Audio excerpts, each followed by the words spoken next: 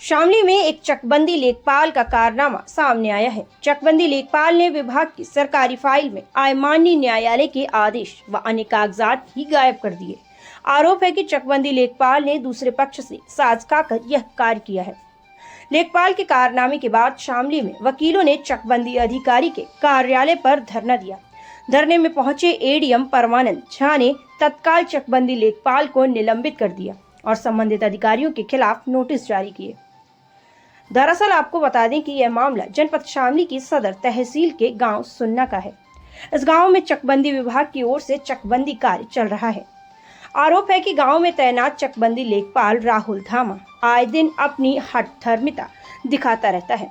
गुरुवार को शामली के चकबंदी अधिकारी के कार्यालय पर वकीलों ने एकत्र होकर धरना प्रदर्शन किया।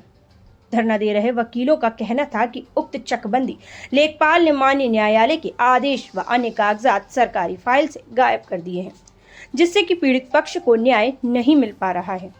यह सारा अन्याय है। वहीं धरने की सूचना पर पहुंचे एडीएम शामली परमानंद झा ने तत्काल ही आरोपी लेखपाल राहुल धामा को निलंबित कर दिया और इस पूरे प्रकरण से संबंधित अधिकारियों को नोटिस जारी कर दिया।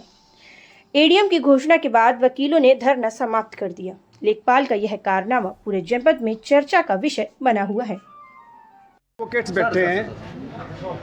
सर, आप यहाँ सभी वकील बैठे धरने पर बैठ गए, क्या पूरा मामला क्या होगा? हाँ, मैं आपको मामला बता रहा हूँ। यहाँ पर जितने भी एडवोकेट्स हैं सबकी प्रैक्टिस 40 से 50 साल के बीच है। यहाँ सभी एडवोकेट्स ऑलमोस्ट कंसोलिडेशन की वकालत करते हैं चकबंदी की, और हमेशा चकबंदी अधिकारियों कर्मचारियों को सहयोग करते रहे हैं परिवार के सदस्य की हैसियत से। लेकिन पिछले कुछ समय से इतनी अराजकता चकबंदी स्टाफ द्वारा पैदा कर दी है, इतनी अनियमितताएं बढ़ गई हैं कि किसानों का लगातार शोषण हो रहा है और एडवोकेट्स को उसे बर्दाश्त करना बेहद मुश्किल हो रहा है। और उसी संदर्भ में एक स्थिति ये हुई, एक फाइल में 9 तारीख में डीडीसी के यहाँ पर बहस सुनी गई थी। उसमें 3 एडवोकेट थे। एक तरफ से मैं था, बाबू राजकुमार चौहान जी थे और मदन सिंह जी, 3 एडवोकेट, तीनों एडवोकेट्स ने बहस की थी। उसमें सर्टेन डॉक्यूमेंट्स दाखिल हुए थे, ऑनरेबल हाई कोर्ट के जजमेंट्स थे 2 और एक एप्लीकेशन थी।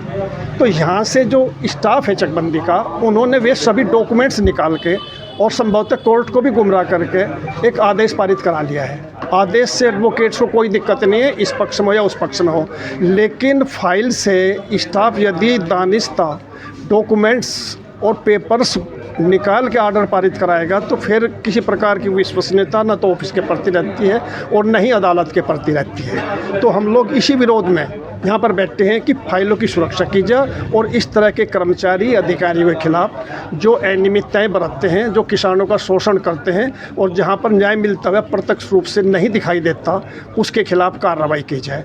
तो आज इसी विषय को लेकर हम लोग धरने पर बैठे थे।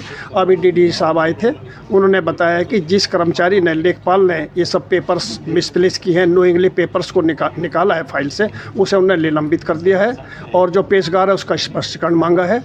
और साथ में उन्होंने अभिवक्ताओं से कहा कि अब आप लोग जो न्यायिक कार्य कर लें।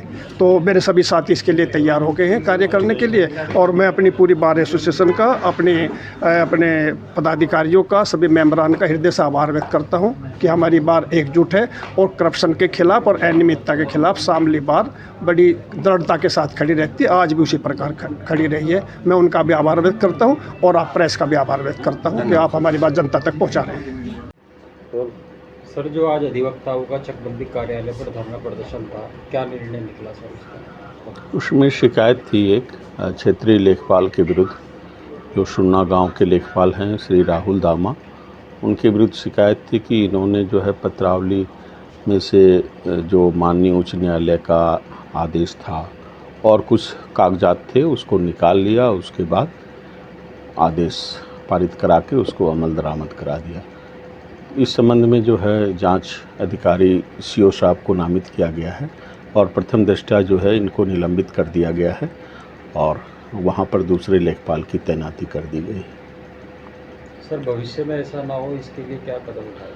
यही तो मैसेज है, जीरो टॉलरेंस की एक जो वर्तमान सरकार की नीति है कि यदि कोई शिकायत आती है उसमें किसी प्रकार की इस संबंध में, भ्रष्टाचार के संबंध में और अनियमितता के संबंध में जीरो टॉलरेंस की नीति है।